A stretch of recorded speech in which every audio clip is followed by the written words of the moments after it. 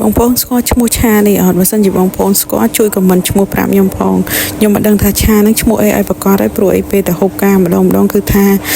ចុងភៅគឺដាក់ឈ្មោះខុសគ្នាហ្មងហើយតែខ្ញុំក៏ភ្លេចទៀតតែគ្រាន់តែដឹងថាឆានឹងគឺថាឆ្ងាញ់ខ្លាំងណាស់ឆាហ្នឹងនិយាយទៅគ្រួសារខ្ញុំក៏ចូលចិត្តណាស់ទាធ្វើរហូតហើយចំពោះសាច់វិញគឺពេលដែលយើងទៅហូបការគឺគេមានដាក់សពមុខហ្មងគ្រឿងក្នុងក៏អញ្ចឹងដែរមានតាំងពីគ្រឿងក្នុងមាន់គ្រឿងក្នុងគោគ្រឿងក្នុងជ្រូកអីមកអស់ហើយគ្រប់មុខហើយបើបន្លែវិញគឺថាប្រហែលជាចង់10មុខតែខ្ញុំហ្នឹងមានតែ4មុខទេមានតែផ្សិតជាមួយស្នៀតពោតដូចជាកដុលហើយនិងការ៉ុតតែពេលជាក់ស្ដែងយើងទៅហូបការគេមានតាំងពីតាពាំងប្រូកូលីផ្កាខាត់ណាអីតាមនឹងអីទៀតអញ្ចឹងណាគ្រួសារខ្ញុំវិញហើយតែគាត់ចង់ហូបម្ដងម្ហូបនឹងម្ដងដល់គាត់ប្រាប់ថាចង់ហូបឆាតកាមកតែខ្ញុំមិនដឹងថាហៅអីទេខ្ញុំក៏ហៅថាឆាគ្រឿងក្នុងជាមួយទៅជាកដុលអញ្ចឹងទៅនិយាយតែប៉ុណ្្នឹងគឺថាដឹងហើយថាគាត់ចង់ហូបឆាអីហើយឆានឹងឆ្ងាញ់ហើយក៏ងាយស្រួលធ្វើដែរធ្វើឲ្យរសជាតិដូចតកាអញ្ចឹងបងប្អូនចូលចិត្តម្ហូបនឹងអាចសាកធ្វើតាមបាននិយាយទៅងាយបងប្អូនយើងឆាសាច់ឆាគ្រឿងក្នុងអីឲ្យ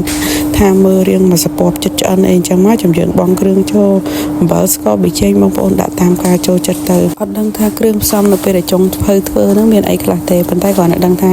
ធ្វើអញ្ចេះទៅដល់ពេលចេញរសជាតិមកគឺដូចម្ហូបតុកាអញ្ចឹងហើយជាមួយនេះខ្ញុំថែមជាមួយរ៉ូឌីបន្តិចហើយជាមួយនឹងម្ទេសនេះបើអត់មានម្ទេសនេះទេឆាហ្នឹងគឺអត់ចេញឆាតុកាទេ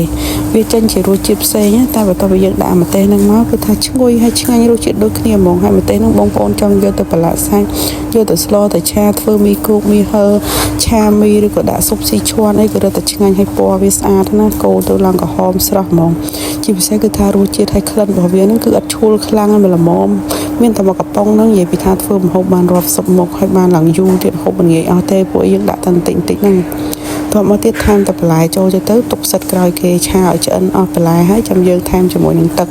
ដើម្បីវាមានជាតិមានសំណើមឆ្ងាញ់អញ្ចឹងដាក់តែប៉ុណ្្នឹងមកនិយាយថាអូឡើងឈ្ងុយមកគ្រាន់ថែមម្ទេសចូលហើយឆាហ្នឹងគឺថាឡើងឈ្ងុយហើយពណ៌វិញឡើងស្រស់ថែមប្រេងខ្យងបន្តិចទៀតមកដើម្បីបង្កើនរសជាតិបង្កើនសម្រាប់បន្ថែមទៀតដាក់ប្រេងខ្យងហើយកូរឆានិយាយថាអូឡើងឈ្ងុយមកឃ្លានបាយ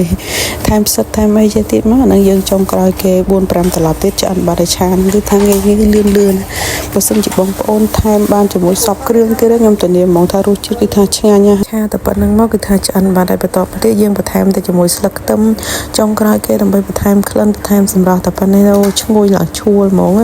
ហើយឆាហ្នឹងឲ្យតែធ្វើម្ដងនិយាយថាបាយអស់ពីឆ្នាំងហ្មងអត់ដឹងខ្លួនទេមើលទៅសាមញ្ញប៉ុន្តែរសជាតិវាគឺខុសប្លែកពីយើងឆាធម្មតាហើយកូនខ្ញុំគឺថាចូលចិត្តទឹកឆាអីគឺថាសូបបាយហត់គ្មានខ្ទេច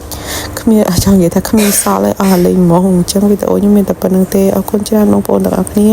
ជួបគ្នានៅវីដេអូក្រោយៗទៀតជម្រាបលា